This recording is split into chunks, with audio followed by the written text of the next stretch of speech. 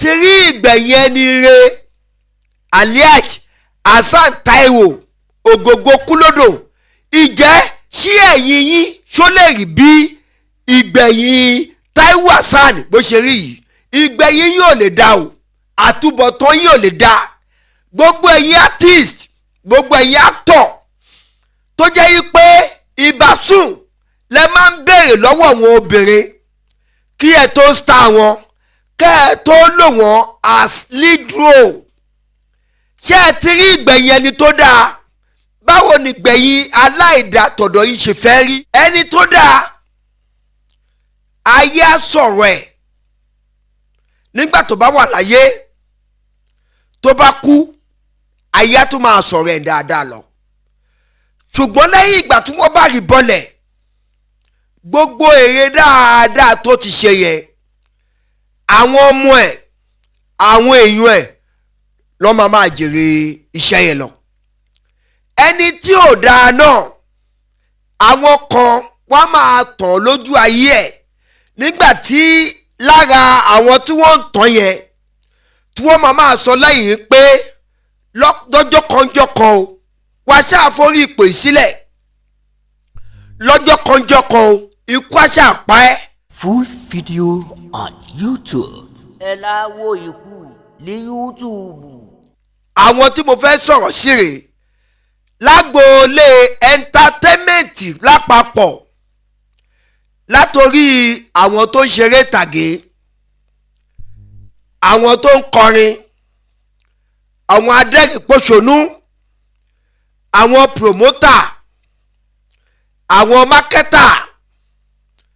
àwọn producers ìgbẹ̀yìn aliaj Taiwo Hasan tí gbogbo ayé mọ̀ sí Ògògó gbajúgbajà gbòógì nínú àwọn òṣèré tíátà Yorùbá lórílẹ̀‐èdè Nàìjíríà yìí ó kú ẹ wo bí ìgbẹ̀yìn wọn ṣe rí ẹ wo báwọn èèyàn ṣe ń gbé wọn ẹ wo ohun tí ìmáàmù àgbà ìlú Ìlárò tí wọ́n sọ bẹ́ẹ̀ bá wá kú báwo lẹ́yìn yín ṣe fẹ́ rí táìsàn kan bá ṣe yín bí irú eléyìí tó ṣe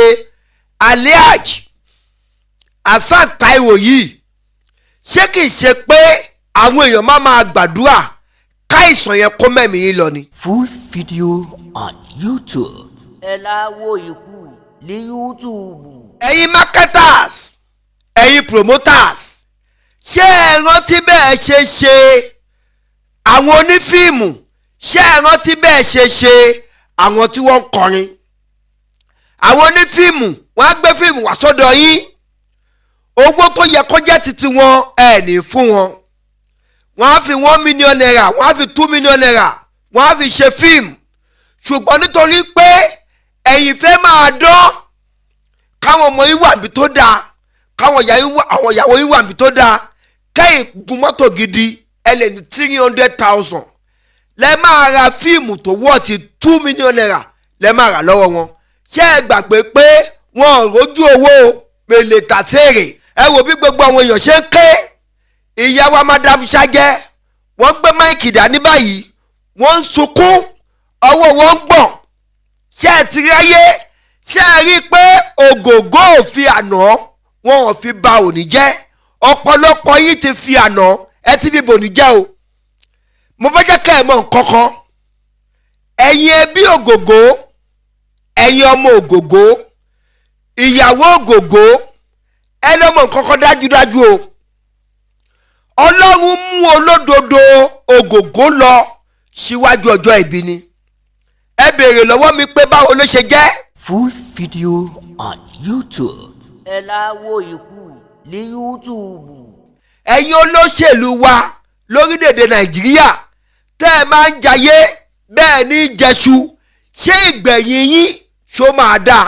ṣé ẹ máa ní àtúbọ̀tán rẹ̀ ẹ má yẹ ká banújẹ́ jù ẹ jẹ́ kínú wa kó máa dùn ẹ jẹ́ ká yọ̀ wá kó máa kún àwọn àgbàlagbà nílẹ̀ Yorùbá wọ́n á máa sọ wípé kọ́lọ́run má jẹ́ kí oníwájú kó kẹ́yìn kọ́lọ́run má jẹ́ kẹ́ni tó máa kẹ́yìn kó síwájú abá aliaj Taiwo Hasan